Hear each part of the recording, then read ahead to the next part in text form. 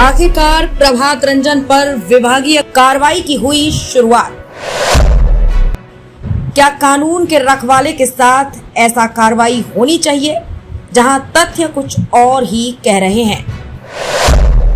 Media में चल रहे ऊल जलूल खबरों के मद्देनजर मीडिया साथियों, संपादकों से निवेदन है, ग्राउंड जीरो से सच की तह तक जाने की कृपा करें। नमस्कार, आप देख रहे हैं द बिहार न्यूज लाइव।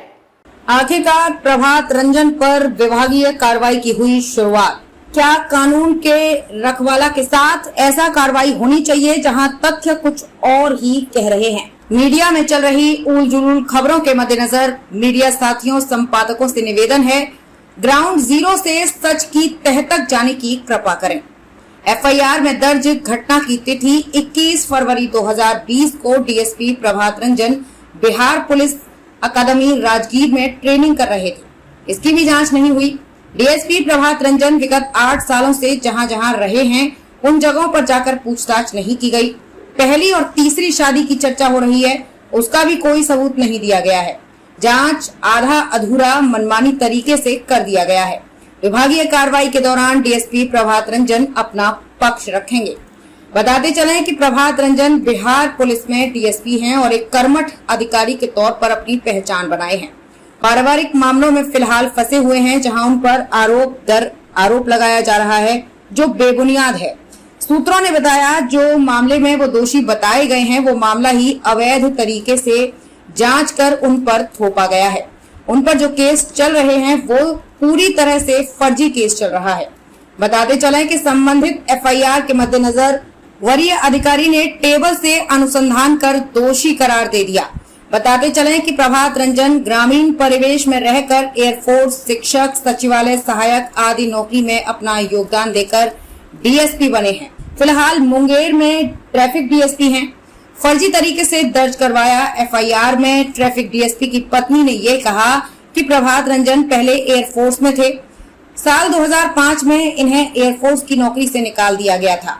इसके बाद प्रभात रंजन ने डीएसपी की नौकरी हासिल की है। इस नौकरी में प्रभात ने खुद के एयरफोर्स से निकाले जाने की बात छिपाई है, जो आरोप सरासर झूठा है।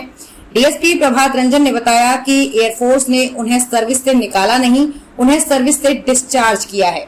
वहीं प्रभात रंजन ने विभागीय कार्रवाई के संबंध में जब बात की गई, तो उन्होंने बताया कि सच ही हमेशा जीत होती है और मुझे कानून पर पूरा भरोसा है, न्याय हमें जरूर मिलेगा।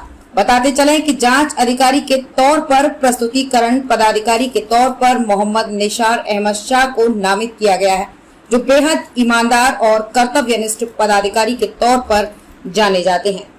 देखिए, मामला दो जगह चल रहा है, एक न्यायालय में और दूसरा विभाग में, और इसलिए इसके बारे में हम ज़्यादा नहीं बता पाएंगे। लेकिन शॉर्ट में यही है कि आरोप जो लगाया गया है, सारे आरोप निराधार हैं और इसके पीछे मेरी पत्नी नहीं बल्कि उसका बड़ा भाई संजय कुमार और मेरे मामा ससुर जो रिटायर्ड एग्जीक्यूटिव इंजीनियर हैं, उन दोनों का दिमाग चल रहा है। वो लोग हमें परेशान करना चाह रहे हैं। मेरी पत्नी का इसमें ज़्यादा रोल नहीं है, उन लोगों के बहकावे में आई हुई है। मेरे ऊपर आरोप पहला है कि हम वायुसेना से बर्खास्त कर दिए गए हैं, जबकि वायुसेना से प्राप्त लेटर ये बता रहा है कि उसमें डिस्चार्ज ऑब्लिक डिसमिस काटा हुआ है, तो हम डिस्चार्ज हैं। और मुझे 8 वर्ष 9 दिन का पेंशन प्रदायी सेवा दिया गया है, जो कि यहाँ भी ऐड हो सकता है। जब यहाँ बिहार सरकार की सेवा में वो ऐड हो सकता है, वो मेरे लिए फ़ायदेमंद है, तो मैं उसे क्यों छुपाऊँगा। विशेष तो नहीं बता पाऊँगा, चूँकि ये डिपार्टमेंट में चल रहा है, न्यायालय में। लेकिन शॉर्ट में यही है कि सारे आरोप निराधार है। अब जहाँ तक शादी की बात है, अब मेरे बहुत सारे स्टूडेंट हैं, लड़के लड़कियाँ हैं, जो कि मैं टीचर था पहले, कोचिंग चलाता था, सब पढ़ते रहे हैं। तो अब जिसको हम पढ़ा रहे हैं या जिसका गाइड कर रहे हैं, इसका मतलब है कि हम उससे शादी ही कर लेंगे, ऐसी बात नहीं है। तो ये भी मेरे बड़े साले के बहकावे में आके ये आरोप लगाई है। सिर्फ हमको कब्जा में करना चाहती है। बड़ा साला लोग चाहता है कि ये डीएसपी बन गया है, काफ़ी कमाए तक। ये जो डीएसपी बना मेरे बेटे के जोर पे, मुझे एसडीएम रैंक डिप्टी कलेक्टर मिल रहा था, लेकिन मैंने बेटे के दबाव पर जो है चॉइस दिया पहला डीएसपी का। तो मेरा बेटा कितना प्रफुल्लित था रिजल्ट निकलने के बाद। उसके साथ भी नाइंसाफ़ी हो रही है इन लोगों के द्वारा। कहने को मामा है, कहने को नाना है, लेकिन हमसे दूर कर दिए। और सारा class 2, class 3, class 4 D Y Patil Patna में पढ़ा है। आप लोग वहाँ जाके भी मैडम लोगों से पूछिए कि किसी भी पेरेंट मीटिंग में क्या उसकी माँ यानी मेरी पत्नी आई थी। सारा पेरेंट्स मीटिंग हो, सारा चीज़ सब हमें पहचानते हैं बस। तो माँ बाप बन के उसका पालन किया तो बुरा लगेगा ना, जिस बेटे को मैंने पाला पोसा अपने पास रखा। मेरा पटना में कदम कुआं में डेरा है था, चले जाइए कदम कुआं में एक स्कूल है नवल किशोर रोड में, वहाँ पे आप लोग मकान मालिक का एड्रेस फ़ोन नंबर देते हैं, वहाँ जाइए पूछिए कि किस प्रकार से हम रहते थे, बच्चे का पालन करते थे। लेकिन अब है परिस्थिति थोड़ी बदल गई है। उन लोग को लोभ हो गया कि अब पैसा काफ़ी कमवाएंगे और हम लोग अपना, तो हम उसमें नकार गए। जैसा उसने बताया, मुझसे तो 2 साल से बात कर, लगभग 2.5 साल, अब अगस्त 18 को शायद 3 साल पूरा हो गया, उस समय से बात नहीं करने दी जा रही है, मिलने नहीं दिया जा रहा है। और मैं अपने बेटे से नहीं मिल पा रहा हूँ और मैं इन सब उलझनों में हूँ। बेल कराओ तो उधर जाओ, गवाही दो, तो क्या करूँ? मैंने कुछ गलत नहीं किया है तो मेरा बाल बाका नहीं होगा और मुझे हाँ, जो होगा सो अच्छा होगा। That's all. एक संदेश देना चाहूँगा। अभी कुछ मोबाइल पे मेरा न्यूज आया, शायद नवभारत टाइम्स एनडीटी का है, कम से कम मुझसे भी मेरा बयान ले लिया जाता, क्योंकि उसमें 2 निर्दोष लड़कियों का, एक औरत है पहली पत्नी जिसे बताया गया और एक निर्दोष लड़की का नाम नहीं आना चाहिए।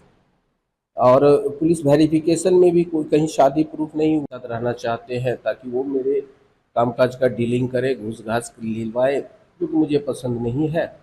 मैंने मना कर दिया तो वो लोग थोड़ा सा षड्यंत्र करना शुरू कर दिए। मैंने कई बार अपने सालों को पैसा दिया है, प्रूफ के रूप में मैंने ये लगाया भी है कि 1 लाख रुपये मैं ऐसे ही एक बार फ़ोन कॉल पे भेज देता था जब मैं पटना में सहायक की नौकरी करता था। फिर मना कर दिया कि अब कितना दूँ। ये सारे दुष्भाव से ग्रसित होकर वो लोगों ने किया है और इसमें कोई तथ्य नहीं। जी, न्यायालय में चल रहा है और सेशन जज साहब जो है मधेपुरा के, उन्होंने अपने निर्णय में लिखा भी है कि शादी का कोई सबूत कोर्ट में या पुलिस पदाधिकारी के पास प्रस्तुत नहीं किया गया है। जहाँ तक प्रताड़ना का मामला है तो मैंने कभी अपनी पत्नी को प्रताड़ित नहीं किया है, एक भी सबूत गवाह कुछ भी नहीं है। अब प्रक्रिया चलेगी तो मैं एक एक करके दूंगा। मैं बस यही भगवान से विनती करता हूँ कि मेरी पत्नी उन लोगों के चंगुल से निकल जाए। शादी 2004 में हुई थी और एक ही बेटा है और अंदरूनी बात कुछ मैं बता नहीं सकता क्योंकि ये पारिवारिक मैटर है, लेकिन एक ही बेटा है और सब दिन मेरे साथ वो पटना में रहकर पढ़ाई किया। माँ बाप बन के मैंने उसे पढ़ाया। डी वाई पाटिल में उसका नाम था, फिर कोटा भी भेजा, उससे भी बात करने मुझे नहीं दिया जा रहा है। मेरे ससुराल वाले मेरी पत्नी को भड़का कर मुझे प्रताड़ित ही कर रहे हैं। जब समय आएगा तो मैं एक एक करके साक्ष्य सबूत रखूँगा। था उनसे उनका परिवार डिस्टर्ब हो सकता है, मेरे ऊपर मेरा नाम था, कोई बात नहीं है, तो इस चीज़ का ख्याल रखना चाहिए था। बिहार से जुड़ी सभी प्रकार की खबरों को सबसे पहले देखने के लिए चैनल को आज ही सब्सक्राइब करें और किसी भी प्रकार के ऐड विज्ञापन के लिए आज ही संपर्क करें। संपर्क नंबर 8210130831, दूसरा number 9534282179। Founder CEO the Bihar news live Rishu Rajput.